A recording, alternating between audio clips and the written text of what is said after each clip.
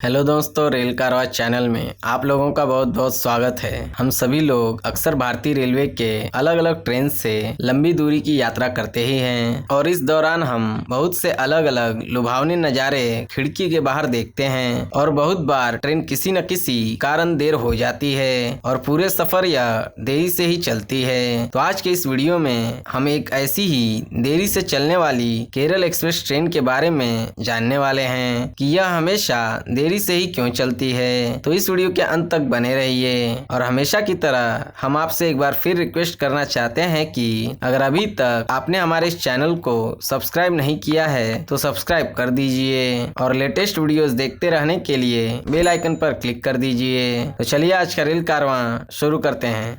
गौर करने वाली बात यह है कि केरल एक्सप्रेस ही नहीं, भारत में कई ट्रेनें आमतौर पर लेट होती हैं, लेकिन हमारा सवाल यह है कि केरल एक्सप्रेस देरी से क्यों चलती है। अब हम केरल एक्सप्रेस की समय पालन को प्रभावित करने वाले कुछ कारणों को आपके सामने जाहिर करेंगे। पहला, जलवायु के कारण। दूसरा, ट्रैक का रखरखाव या निर्माण के कारण। तीसरा, पिछली ट्रेन लेट हो गई हो इस कारण। हालांकि देरी का सबसे आम कारण जलवायु की स्थिति और कभी कभी मार्ग के बीच की पटरियों पर रखरखाव है। इसलिए जलवायु परिस्थितियों के बारे में जान लेते हैं। सर्दियों में बड़ी देरी होती है, जहां कोहरे और खराब दृश्यता के कारण ट्रेनों को गति कम करने के लिए मजबूर होना पड़ता है। वहीं केरल एक्सप्रेस में सबसे अधिक देरी तब होती है जब यह नागपुर से गुजरती है और 2 से 4 घंटे लेट होना आम बात है। फिर झांसी के बाद भी ट्रेन लेट हो जाती है, जो अपने गंतव्य तक पहुंचने तक बढ़ती जाती है। अब हम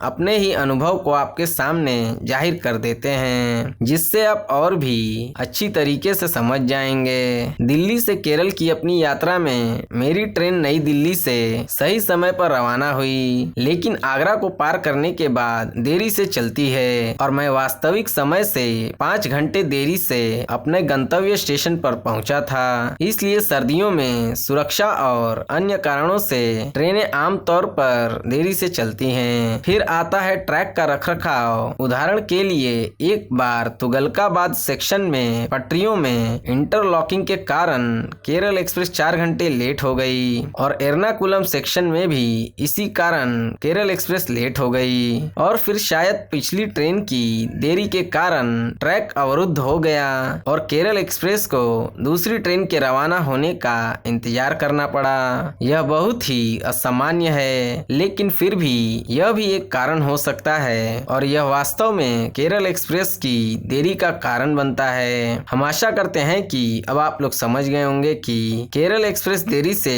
क्यों चलती है। अगर आज की वीडियो में दी गई जानकारी आपको अच्छी लगी हो तो आप इस वीडियो को लाइक करके अपने दोस्तों के साथ शेयर कर दीजिए और अभी तक आप लोगों ने इस चैनल को सब्सक्राइब नहीं किया है तो सब्सक्राइब करके बेल आइकन पर क्लिक कर दीजिए, क्योंकि इस चैनल पर भारतीय रेलवे से जुड़ी सभी जानकारी आपको मिलती रहेगी। और वीडियो देखने के लिए धन्यवाद। तो फिर मिलेंगे किसी दूसरी वीडियो में, तब तक के लिए बाय बाय।